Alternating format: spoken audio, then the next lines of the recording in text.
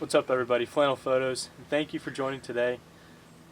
We are about to do something awesome with these drones today. Now, I am still rocking the DJI Mavic Pro 1, so if there are any of you out there still rocking that one, don't worry, it works with it, and it works with just about any DJI drone. So, what were we talking about today? Now, if you've ever seen the movie Lucy, you would know how she unlocks 100% of her brain. Now, I feel like that's what we're doing with the DJI drones today. We're about to unlock their full potential. Now, we are talking about 3D mapping. Now, this app, Drone Deploy, allows us to do this. So we're gonna get right into the app.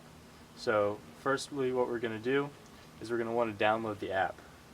Once we have it downloaded, we're gonna go into our app called Drone Deploy.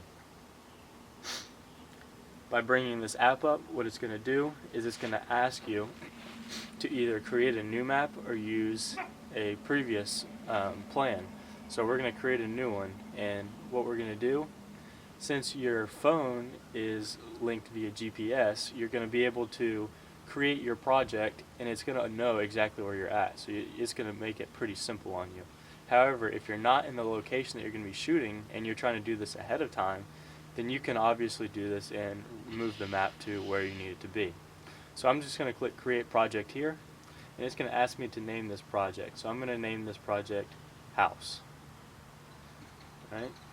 Now here it lists all the manual plans or the autonomous plans. So what we're going to want to do is we're going to want to create a map and model, an autonomous plan, and we're going to show how easy this stuff is. So here it brings up, we have our map of the area that we could be planning out. So what we can do is we can zoom out, we can see a greater area, and we can also increase the size of this area that we are going to map.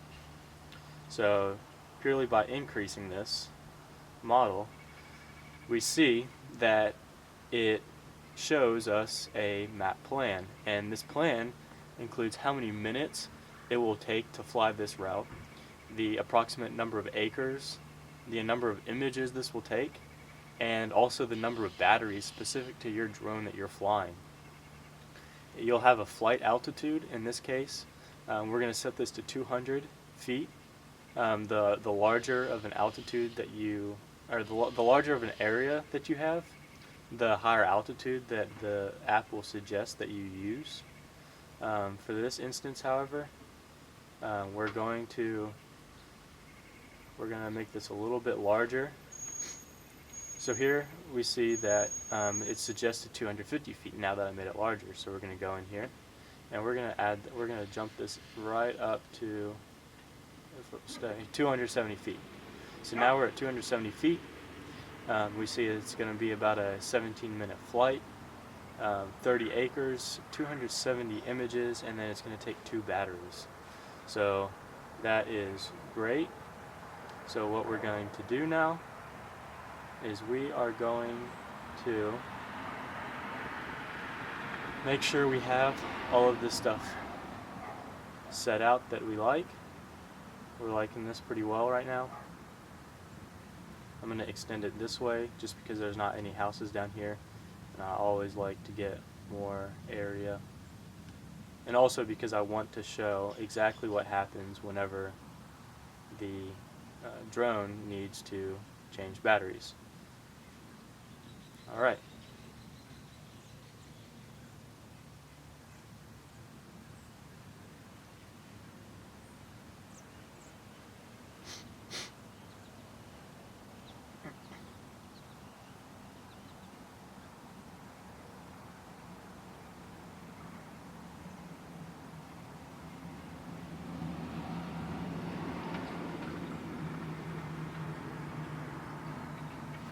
Alright, so there are a couple other settings that you can adjust, such as obstacle avoidance. You can turn that on or off, and then low light settings and such, but I usually prefer to leave those alone. Alright, so once we have that, our drone is already connected to the controller and to the phone. So what we're going to do is we're going to click this Start Pre-Flight Checklist, and by doing that it will go through these checks automatically. Alright. So once you've done this, now you are able to start the flight with this green button. So we're going to go ahead and press this green button, and we'll get it going.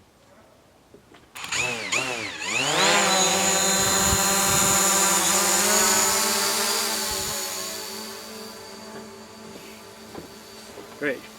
So with this in the air, we can now see how this drone is going to be flying in this pattern autonomously without any control from myself.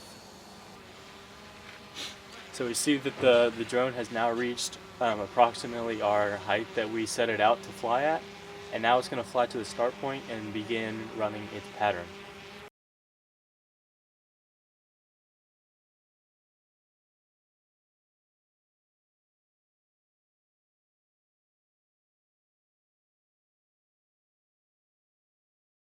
Alright, so that beeping that you hear right now in the background is actually the drone getting low on battery.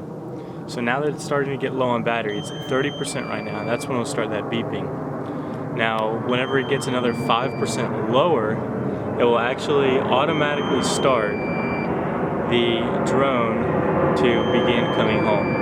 And now what that means is that the drone, it will pick itself up and it will go up to about 650 feet or so is what I have my set for, and it will begin to fly back to me.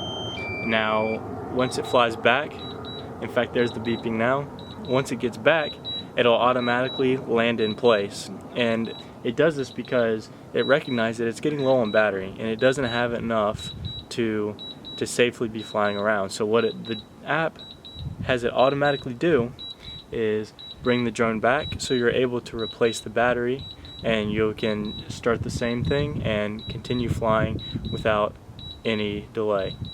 Now that the drone is right overhead, I can hear it pretty easily right now. What we're going to be doing is we're going to see how well the return to home function also works here. So this is about a 3.5 by 3.5 foot table, and what we're going to do is we're going to see if the drone has the ability to fly up, run its course for the length of a whole battery, and be able to return and land exactly where it took off. So this is also going to be a testament to DJI's technology and how well they're able to land in the same place and keep that GPS calibrated.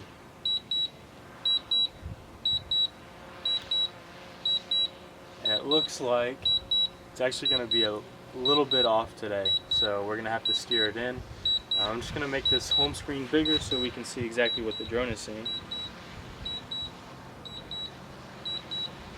And we're just going to guide it in to the side a little bit.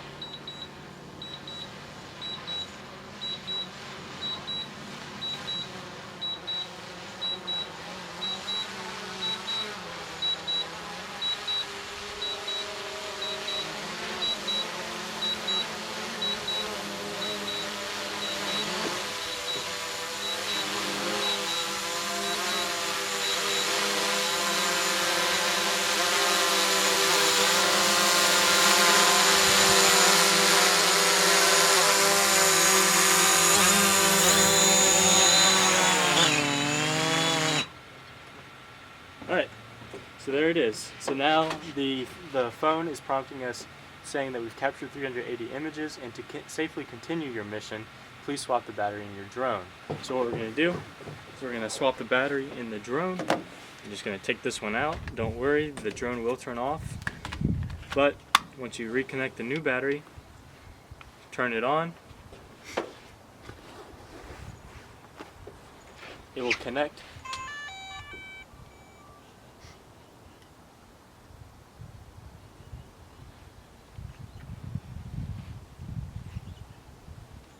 And we see that it's connected in no time. So now it says your mission can safely be continued.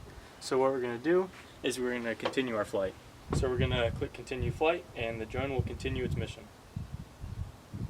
It will run through the pre-checks again, and we can start our flight.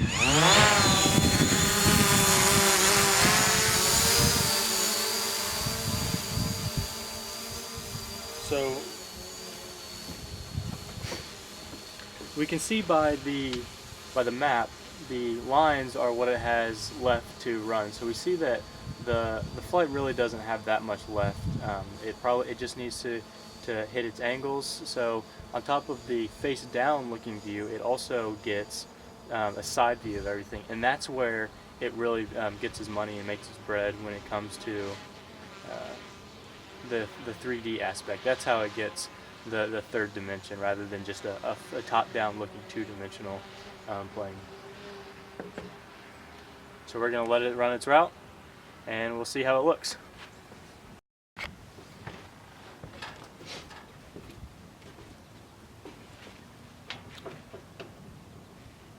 Alright, so once the drone has finished its full route, it will immediately return back to its start location.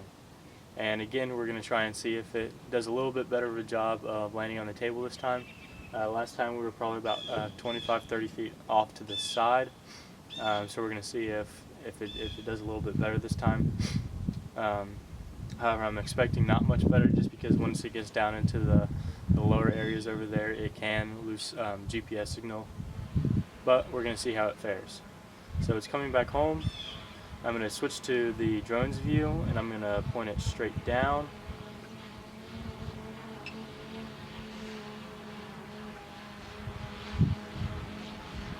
Well, it's not letting me.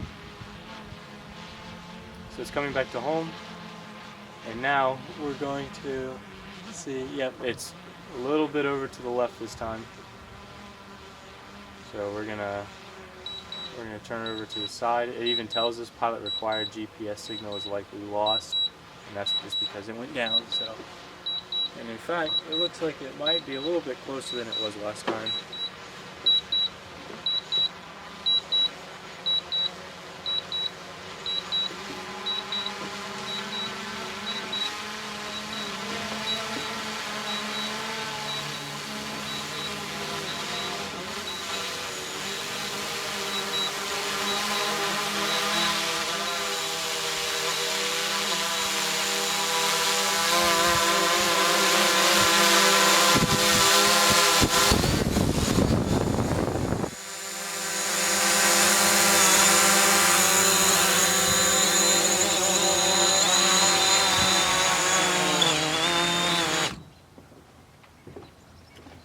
Alright, so now it's landed, and now it gives us a prompt to process the images into a map.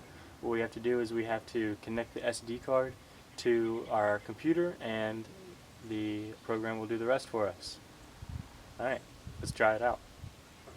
Now that we have the pictures on the SD card from the drone, what we're going to do is we're going to go to dronedeploy.com. And since we already have logged in order to get onto the app, we can just log in using that same information we used before. So once we log in, we see that it's going to pull up a map with a display bar at the top, and we're going to click upload, and here we're going to create a map or a model. They'll ask you to rename the name of this map, so here I'm just going to write home, and we're going to click select photos. Here it'll bring up the SD card, and we'll select all of these photos that we took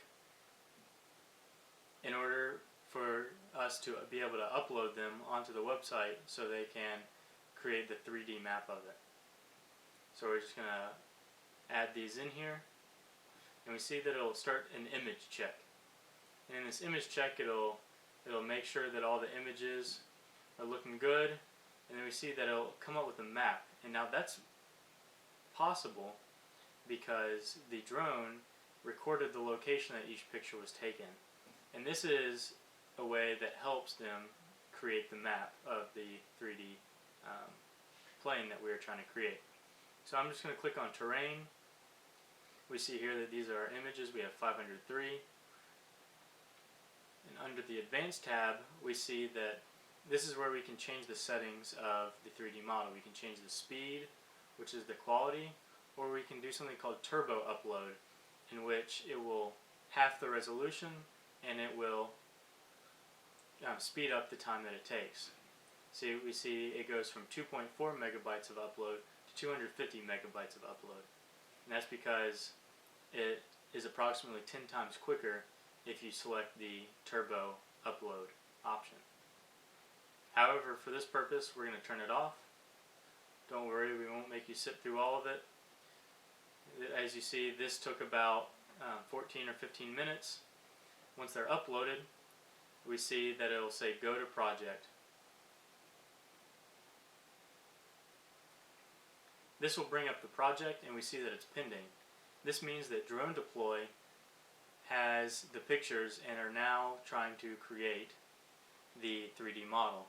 And they do this because it's typically easier for Drone Deploy to create the 3D model and send it back to you, since most people probably don't have a fast enough processor that would be able to make this 3D model in a somewhat decent amount of time. Since it's very intensive for a processor to do different things like that. So once we've done this, we'll get an email, and here it says that the new map in this project is ready to be viewed. So I'm going to click on View Map, and this will bring up the map inside of the dronedeploy.com website. We see that it'll load for a little bit, and then it pulls up the larger map of Google Earth with the map of our pictures inside of it. And here we can see on the sidebar that there are plenty of options that we can choose to select and deselect. So in here we can select the plant health, in which Drone Deploy is able to determine where healthy and unhealthy plants are. We can also select the range that we want to be considering in order to tell what is the best out of what. If we unselect this, we can see that we can also select on the elevation. And we see this gives us an idea of the highs and the low points. And now, I live in this area, and I will say that this is an extremely accurate representation of the terrain and how the elevation is. Additionally, you see that these houses are poking up as red. And that's because the drone recognized that these houses are higher than the terrain. Now what you can do to counter this is you can select this terrain only bar. By selecting the terrain only tab, we see that it's a much cleaner view now that we don't have the trees and the houses and different structures that are throwing off what the terrain would look like. So as we see here, it's an extremely accurate view. Having lived here, I can attest to this, that this is an extremely accurate way. And I'm very surprised and amazed that the drone, my drone, even though I may have what some people consider an older, I think it's perfect for my use. However, the fact that it can do things like this, I believe, is amazing. So we can deselect this elevation, and we see in the media tab, this just will tell us all of our images. We can denote issues if we would like for other people to look at. And then additionally, within these map details, we're able to crop, in which we can make this a nicer looking 3D model. And then we are also able to align with other maps that you've created. So if you can't do this one large swath of area, then what you can do is you can do small individual areas and then group them together.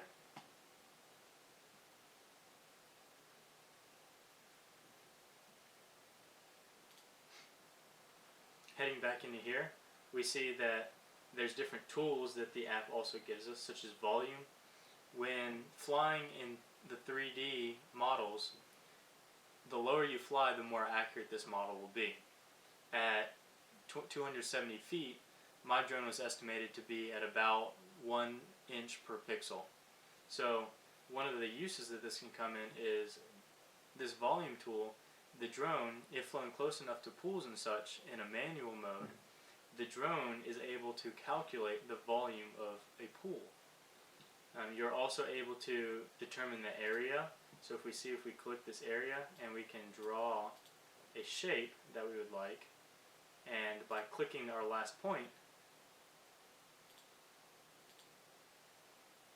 oh well, it's not liking what I did there.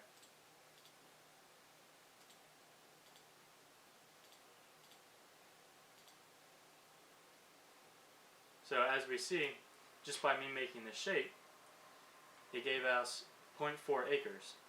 So that is a useful tool that we can use. going to trash that. Additionally, we can measure distances if we would like. So if we would like to measure the distance from this road, we could click all along this road and determine approximately how far it is from one location to another.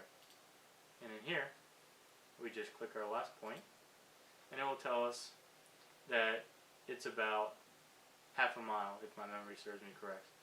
Now, additionally, this map, we can create a model of it, and that's done by clicking the Model tab.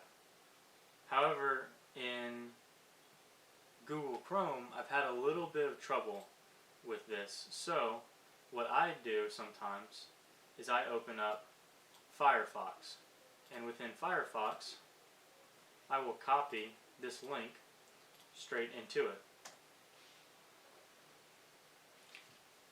And for me, I've had better luck with Firefox loading this quicker. So I'm going to pull up this map, and we're going to see how this model looks. Alright, so now that we've pulled it up in Firefox, we're going to try the model, and we're going to see how this works. Now granted, even though I did say that Firefox works a little bit better for me, it may not be the same for you, so maybe try different browsers and see how it works. Alright, so it'll start out looking a little blocky, and then however we see it turns into a pretty nice looking 3D model. In fact, you could almost mistake this for a pretty realistic looking video game. And within this model, we're able to zoom in, and that allows us to really see the detail of different things. So you may notice here, and this is a perfect instance of it, that some of these buildings look like they're melting. And why this is because when the drone flew its path around at an angle, it had a harder time discerning the fine details of that house. So we see the houses on the edge look much nicer. We see this is a very clean looking car. We see the house doesn't look that bad. You can tell there's some steps and a deck. You can tell a lot more details from the houses closer to the back. However, when you get closer to the middle, it doesn't look so good. And that's because the drone wasn't able to get a good angle on it, and it just wasn't very efficient. And the houses in the middle don't look so good because the drone wasn't able to get as good of an angle onto these houses. All in all, I'm extremely happy with this app. I don't know if I'm going to be paying the $99, however, but for someone that would be interested in this type of thing, this is a very good option. I will try and find some more open source and free versions of this. I'm sure that they won't be as good as Drone Deploy. Drone Deploy clearly has the software to be able to handle things like this, and they do a very good job of it, I believe. And I believe that's part of the reason that you have to pay for it, because Drone Deploy has their servers that run the images through them and processes them into such a great 3D model. However, for having a free 14-day trial, it was a great thing to use. The applications for this, I believe, are extremely wide for people such as farmers if they're looking to find any low spots in their land. We saw how it could also determine plant health.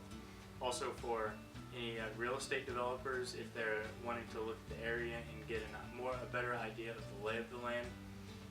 The possibilities are just endless. So I'm very happy with it. DJI, this is also a testament to your product because your drones are able to handle such great detail. So I'm all around pleased, and I can't wait to see what else this drone can do. Thank you for joining Flannel Photos. If you found this video helpful, please feel free to drop a like. If you want to find more videos like this in the future, also subscribe. I'd greatly appreciate it, and I look forward to seeing you next time. Thank you. Beat Navy.